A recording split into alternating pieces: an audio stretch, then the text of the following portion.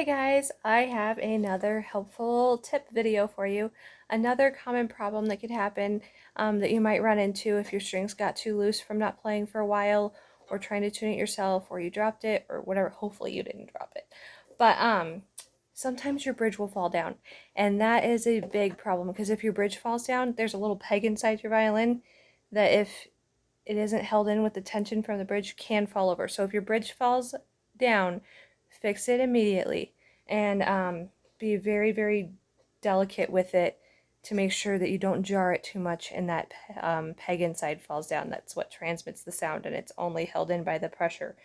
So I'm going to loosen my strings here, which is what would happen. So if your bridge falls over, that's this part right here. Boop, ooh, bridge is out. Not good. Okay, so look at the shape of the bridge. See how one side is a little taller than the other. The lower side is going to go on your E string side, which is your skinniest string, which is if the violin is facing you like this, the E string is your skinniest one on the right. The lowest side of the bridge, this side, is going to go on the E side. So you're going to tighten the string slightly, but not a lot, and you're just going to stand that bridge in there back up again.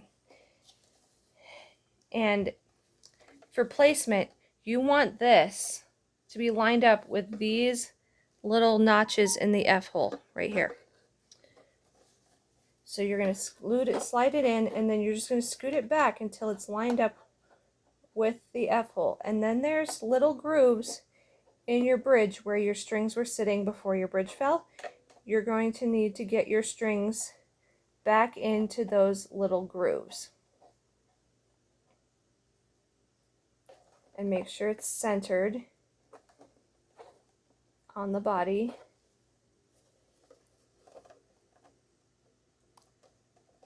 See, it's not quite lined up with the F holes yet, so I got to scoot it down a little bit more. Just a tiny bit. A little bit more. And there should be a little bit of a wear mark on your violin where the feet of the bridge sat. That'll be a good marker for you to put those feet back in the same spot.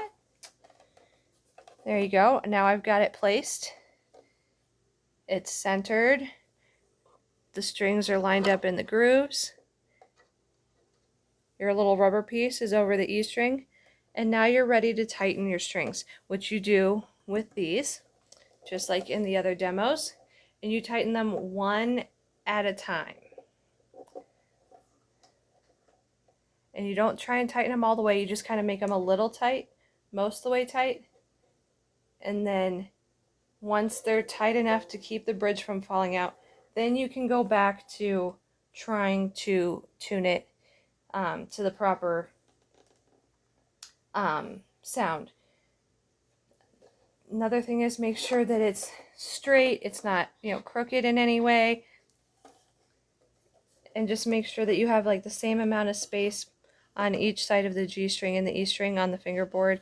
So that will let you know that you have everything centered.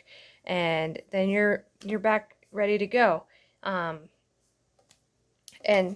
no rattle inside, so tailpiece didn't fall down. Now if after your bridge falls over and you shake it like this and it rattles, then you'll have to take it to a violin shop. It is something that can be fixed, but hopefully that doesn't happen to you. But as long as you fix it right away and don't jar it too much or move it around too much when the bridge is down, it should be okay. And then you can go right on to tuning from there and reference my tuning video that I posted earlier. I hope that you guys found this video helpful.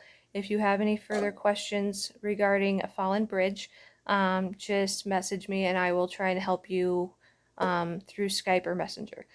Hope to see you guys again soon. Stay safe and healthy, everyone.